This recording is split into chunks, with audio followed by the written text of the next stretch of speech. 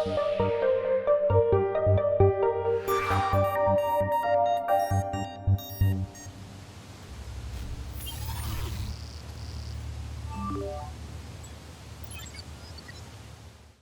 Hao is a director of IBR. It's the Shenzhen Institute of Building Research, the DC Building Lab. He has acquired a solid experience in the building energy efficiency, in green building too, in renewable energy and low voltage direct current in buildings. He has worked in a variety of positions over the last 24 years for the Ministry of Housing and Urban Rural Development in China, and also in the Shenzhen Institute of Building Research. So we salute him, and I think, Wahid, we can move to his presentation now, which will not be followed by Q&A answers. And then after, we will have a break just before our next speaker. So let's move. Thank you. Okay, I will launch it now. Let me know if there is any issues, please. Hello, everyone. I'm Hao Bing from Shenzhen Institute of Building Research. Today, I want to share with you about the carbon neutral solution in building sector.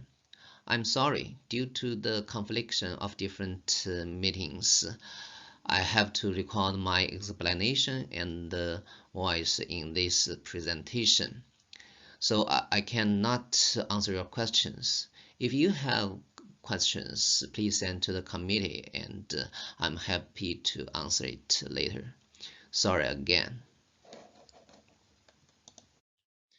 I will explain it in three aspects. One is the roadmap of building carbon neutral. And another one is talking about building electrification. And the third one is the problem, how to solve the flexibility. Okay, when we're talking about the roadmap of building carbon neutral, usually we think, okay, we should reduce the direct carbon emission and indirect carbon emission. And for direct carbon emission just means that we should change our energy structure. That means from gas, from petroleum, to even from the coal to electricity. And we call it electrification. That means building electrification. We will explain it in the second part. And for indirect carbon emissions, usually means that after the electrification, most of the energy is from the electricity. So how to make the electricity green? And we think there's different ways. One is to reduce the energy consumption in buildings. And another one is to solve the problem of distributed solar PV and energy storage, which used in the building sector. And even we adopt the DER, and there's still problem that the energy is not enough for the buildings. So we have to take the electricity from the grid. And however, at that time, that is in the future, the grid, the energy is mostly from the solar PV and the wind farm. However, if we use this kind of energy, the problem is the flexibility. That means both the solar PV and wind farm and the hydraulic electricity depend on the weather. So how to solve the problem of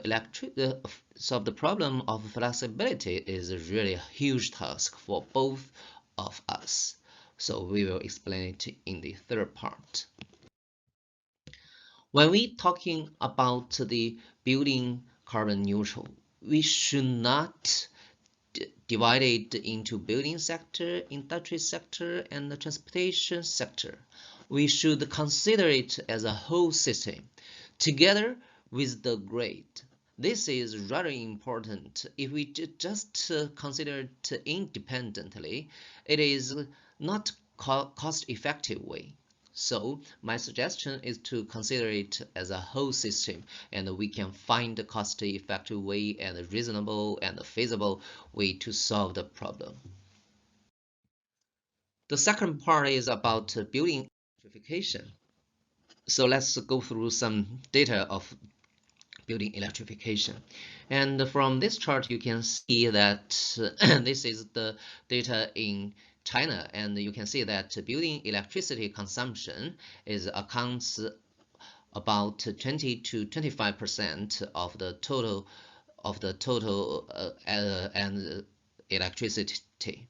And this is the developed countries proportion. You can see it's higher than China.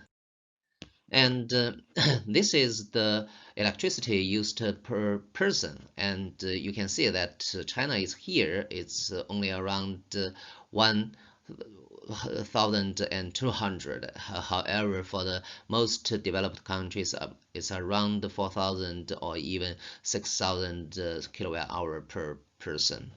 So this is the building electrification rate. That means how much energy in building sector comes from electricity. You can see that China and Germany and Denmark is here, and Japan and the USA is here, more than 50. So when we're talking about electrification, and we should take care of this data. So in China, it's only 1,200 kilowatt hours. So in the future, this kind of data will increase dramatically, because you can see that although in the urban area and both the commercial building and residential building, the energy, most of the energy comes from the electricity. However, for the space heating and the rural area, the electrification is still a serious task. So let me give you some two examples, and one is about the cooking. And from this chart, you can see it's a survey of the electrification acceptance. And from this chart, you can see that both in the United States and in China, and people usually used to the gas. Although it's very popular in the Europe to use the induction cooker, however, we just use the gas now. And I think it's not only a way of efficient, and it's also the, how to say, related with the culture and related with the habit. And another very interesting case is about heating.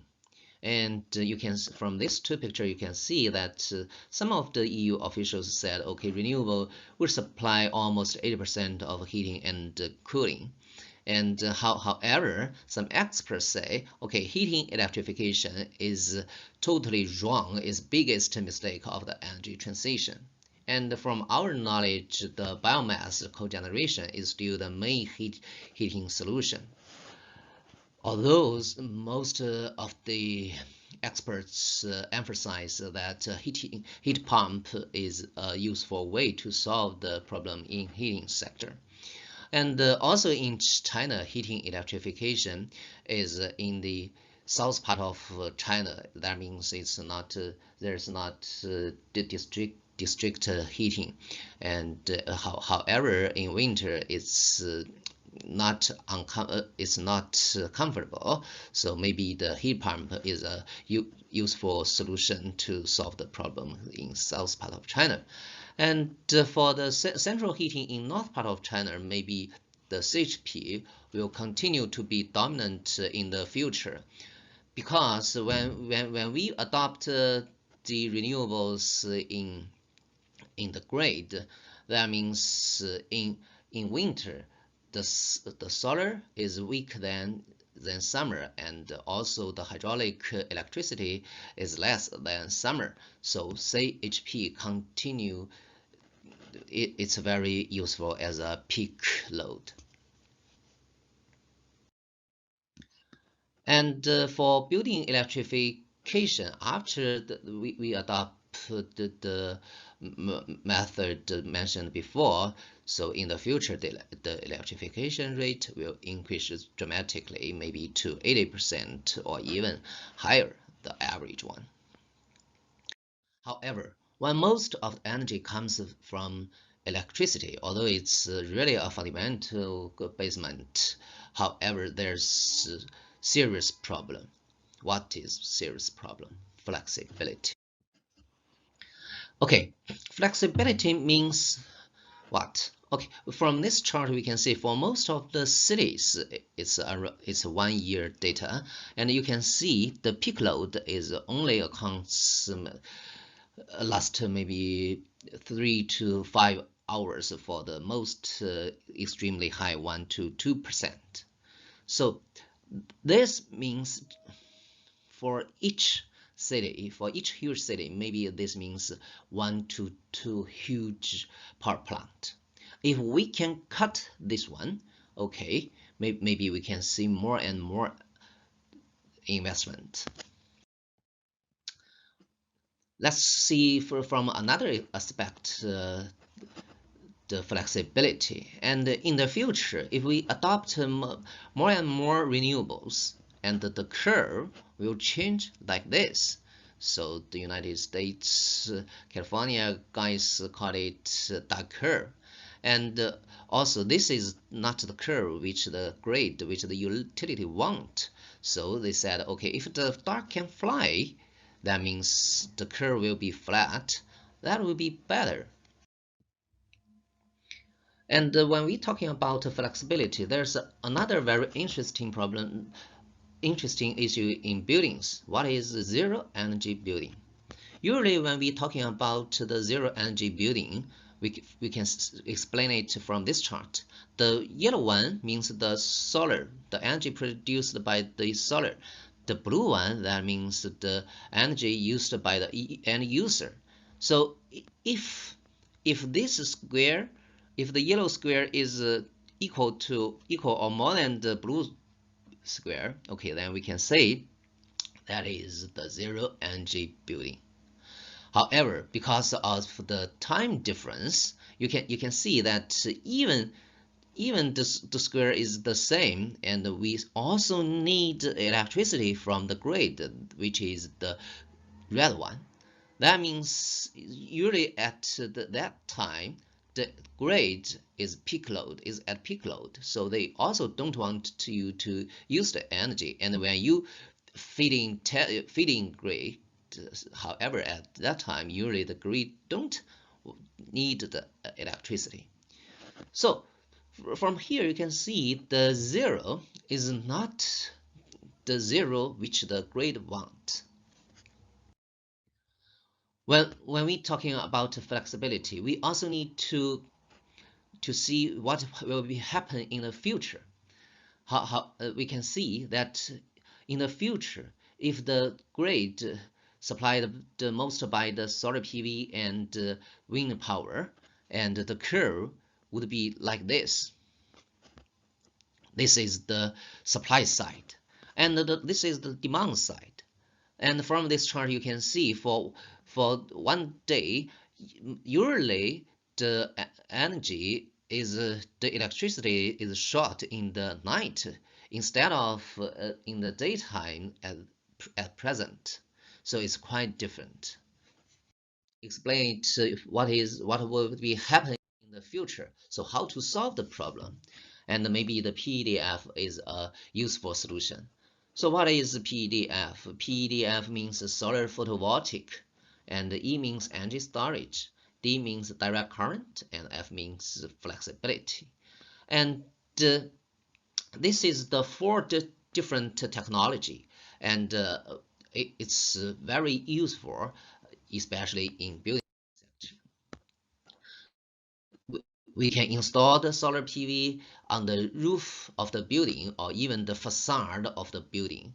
And we can also install the distributed energy storage system in buildings, or also we can use the EV, electrical vehicle, to use the electric vehicle to both both charging and discharging. This is really important in the future, so we can combine the building and the transportation together in the future.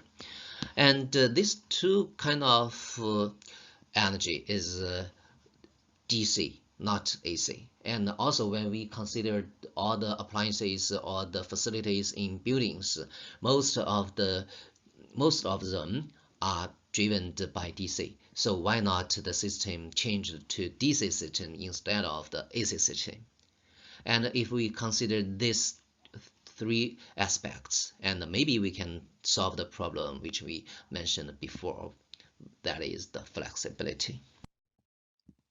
So fortunately, we have adopted the PDF technology, and this is our demo project, and it's very interesting. Hope everyone have the opportunity to visit the building. And for this building, we also installed the distributed solar PV and distributed energy storage, and the building is driven by the DC instead of AC. It's a very efficient way and carbon neutral way.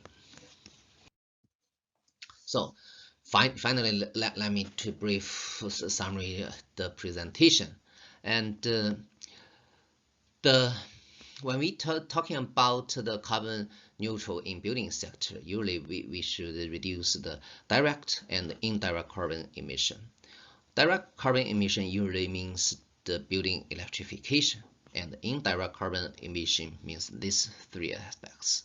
And however, the most important problem is the flexibility, and we should consider different innovation to solve the problem of the flexibility. So the last sentence I want to share is, one for all was yesterday, all for all is the future. Thanks for your attention. Thank you, everyone.